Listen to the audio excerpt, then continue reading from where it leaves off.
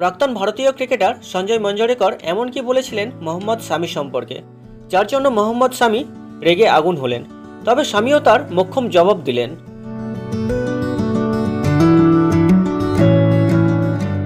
আগামী 24 ও 25 November Saudi আরবের জেড্ডায় হতে চলেছে আইপিএলের মেগা নিলাম। ভাগ্য নির্ধারিত হবে 574 জন ক্রিকেটারের, যাদের মধ্যে অন্যতম ভারতের তারকা পেসার মোহাম্মদ শামিও রয়েছেন।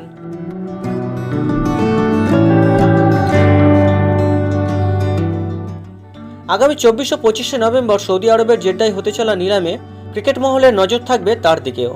আর সেই নিলাম শুরুর আগেই শামির দর নিয়ে ভবিষ্যৎবাণী করে ফেললেন সঞ্জয় মঞ্জরেকর, যা শুনে রীতিমতো তেলেবেগুনে জ্বলে উঠলেন মোহাম্মদ শামি।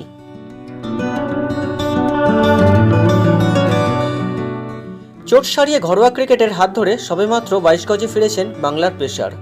আর ফিরেই চেনা ছন্দে ধরা দিয়েছেন তিনি।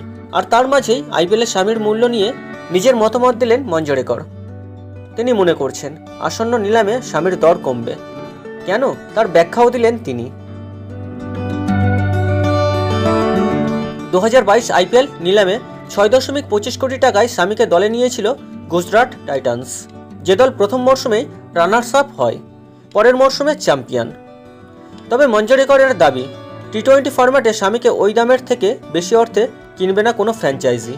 শামিকে নিতে অনেক দলই আগ্রহী হবে, কিন্তু শামি বারবার চোটের কবলে পড়েছে, তাই আইপিএল চলাকালীনও সেই আশঙ্কা উড়িয়ে দেওয়া যায় না। ফলে কোনো দল তাকে নিয়েও যদি মাঝপথে না পায় তাহলে সমস্যা হবে, আর সেই কারণেই ওর দর পড়তে পারে।